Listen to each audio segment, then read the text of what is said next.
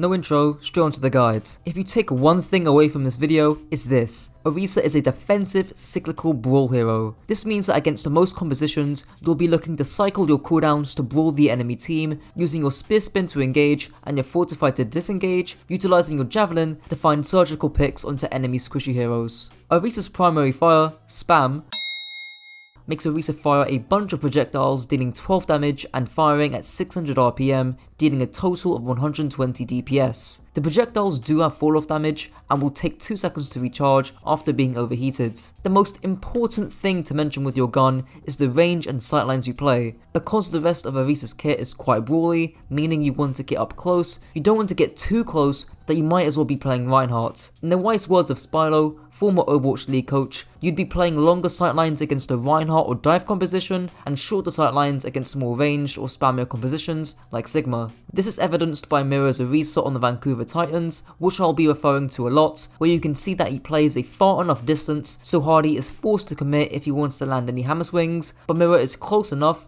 that he can land meaningful damage. Another example would be on Route 66 first point attack, where against Reinhardt, you'd want to be keeping a decent amount of distance from him, but if you are playing up against Sigma, you'd want to reach the high ground and force a brawl. And that's the versatility in playing Orisa. Aside from that, obviously don't overheat your gun, because the 2-second wait isn't worth it. You'll cleanse most of the overheat by pacing your shots anyways. Orisa's first ability, the Spinny Boy, makes Orisa spin her energy javelin in front of her, dealing 100 damage in under 2 seconds, as well as increasing Orisa's movement speed by 50% and by 20% 2 seconds after the ability is used. It's also on a relatively short 7-second cooldown. The main use behind Spear Spin is to engage aggressively. You deny most forms of damage in the game, meaning you can get close and personal without too much risk. You'll see this time and time again in the Overwatch League, with Mirror using a Spear Spin aggressively, even into a hero like Reinhardt, and then disengages with his Fortify, or someone engaging aggressively with the Spear Spin onto the squishy enemy backline, then using his Fortify to sustain. Other uses of Spear Spin are more niche. One of them is to try and push enemies into your team. The reason why these uses are so niche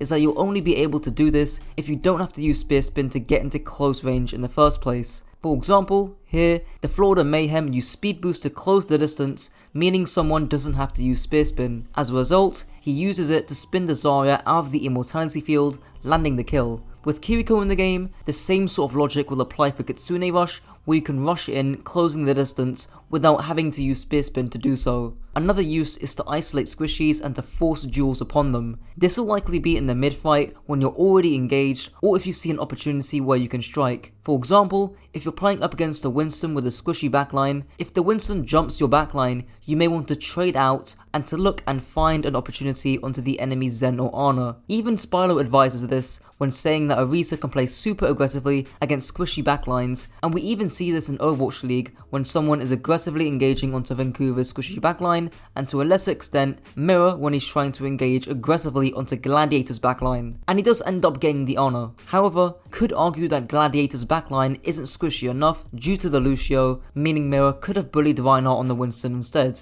Another use of Spear Spin is to rotate in open space, but I'll get onto that later. Lastly, one key tip is that if you are already engaged, do not bother using Spear Spin, and instead, you might want to save it as a disengagement tool. Here, Crowley from the Powers Eternal uses Spear Spin unnecessarily, meaning that eventually he's overwhelmed by the angles from the Vancouver Titans and is unable to make a retreat. If he had saved Spear Spin, he could have made a run back. Orisa's second ability, the Olympic Thrower, makes Orisa throw a Javelin, dealing 60 damage on impact and an extra 40 damage if they hit a wall. The Javelin moves at the same speed as Kiriko's kunais and can deal up to half a second of full stun, paired with a 6-second cooldown. The main use of your Javelin is to fish for mid-fight picks onto squishy heroes. The reason why your target priority is onto these squishy heroes rather than tanks is twofold. Squishy heroes are easier to kill than tanks if you land the Javelin, and they're typically more dangerous. If you land a Javelin on a 200 HP squishy hero, you can half their HP immediately, and you can follow up with some easy headshots, even landing the kill, thus winning the teamfight. Here's a perfect example in the Overwatch League where this could have been done. Mirror decides to use his Javelin on the enemy Reinhardt, which doesn't really do much, and as a result, Sparker finds a one-shot unpunished. If Mira had used his Javelin on Sparker instead, not only would Sparker not have landed the one-shot, but he could have very well died, especially if Mira followed up with the Spear Spin, then disengaged with his Fortify, which I discussed earlier. However, Javelin can also be a defensive tool. For example, if you're getting rushed at by a Reinhardt, simply throwing your Javelin at him will at the very least force him to put up his shield, and if not, he'll get thrown backwards. Alternatively, if a Winston is beaming you and there's no other DPS around who you could realistically throw and land your Javelin at, then getting the extra 60 damage plus stun is kind of worth it. I will say this though, if a Winston dives your backline with a Tracer, use the Spear Spin on the Winston and the Javelin on the Tracer. The reason for this is that the 60 damage or 100 damage will do a lot more to a Tracer than a Winston, and Winston can't really avoid your Spear Spin unlike the Tracer. The other uses of Javelin, which you've probably already heard of from other mediocre guides, is for the stun, in order to stop things like Coalescence, High Noon, etc. Orisa's third ability, Invincible, makes Orisa, well, invincible. In all seriousness though, it gives Orisa an additional 125 HP, and gives her 40% damage reduction, and makes her immune to headshots, and reduces the heat generated by her gun by 50%. It also has a 12-second cooldown. I will mention that after doing some testing in the practice range, you can activate Fortify at half your gun's heat capacity, and you can still shoot all the way up to your Fortify ends, so if you want to optimize your gun's heat, pop Fortify at around 50%. There'll be two main uses to Fortify, which are categorized into defense and sustain, or soft and hard engages. For your defense cycle, or the soft engage, you'll engage with Spear Spin, shoot and or throw a Javelin, and disengage with Fortify, ideally at half your gun's heat level. Your Javelin can also help with the heat reduction, and you can throw it anywhere in this cycle. You'll want to be doing this cycle if you aren't hard engaging into the enemy team. However, there will be times where you want to aggressively Fortify for sustain, and this will be when you and your team are hard engaging. For example, you can see Mira Spear Spin aggressively into London's Reinhardt comp, and he uses Fortify to sustain and keep shooting afterwards. You'll want to do this if you think you're at some kind of advantage over the enemy team, which you want to press. These advantages will either be cooldown, HP, positional, or numbers based. A cooldown or HP advantage is pretty obvious. A numbers advantage just means that your team have more players alive, and a positional advantage can be difficult to spot. If we go back to the clip of Mira and his team, not only does he and his team have a cooldown, HP, and numbers advantage thanks to Sparker dying, but he's also at a positional advantage. London are all stacked on top of each other and are forced inside a small room thanks to the Maywolf from King. London have nowhere else to retreat, and couple this with a cooldown, HP, and numbers advantage, Mira can hard engage with his Fortify. Orisa's ultimate, the worst ultimate in the game, makes Orisa raise and spin her Javelin above her head, pulling, slowing and damaging enemies towards her. Orisa herself deals 15 damage per second, and when she slams the Javelin in the ground, it can deal anywhere from 60 to 500 damage. For reference, the minimum time required to kill a 200 HP squishy is 2.6 seconds or 160% charge. I really wish I could give some groundbreaking advice on Terra Surge, but the ultimate is just so bad that on its own, I can't really say much. You could view it in the same light as Doom's Meteor Strike as a way of hard engaging to get your cooldowns back. In fact, Mira does do this here, where he uses Spear Spin first, then his Terra Surge. However, he also pops Fortify just before he uses Terra Surge, which you shouldn't do, as when the Terra Surge ends, Mira hasn't got Fortify available and ends up dying because of it. I actually believe Vancouver end up losing this fight because Mira fucked up his Fortify usage. So ideally, you Spear Spin, Terra Surge and Fortify afterwards, effectively giving you roughly 10 seconds of Fortify. Alternatively, if your Fortify is on cooldown and the enemy team are pushing heavily into you, Terra Surge can also be a decent deterrent. The other use of Terra Surge is to stack it with any slowing effects you have. Again, in the same example, Vancouver stacked Terra Surge with Blizzard and end up dealing a significant amount of damage onto the Spitfire. If they also stacked Sojourns to stop the shot, then I doubt anyone from London would be moving at all. Now onto the playstyle, positioning and composition part. With playstyle, there's two main ones that stick out to me, harassing frontline or trading backline. I'll speak about this in the tank hero matchups, but essentially, harassing frontline involves using your cooldowns to put as much pressure on the enemy tank as possible, and trading backline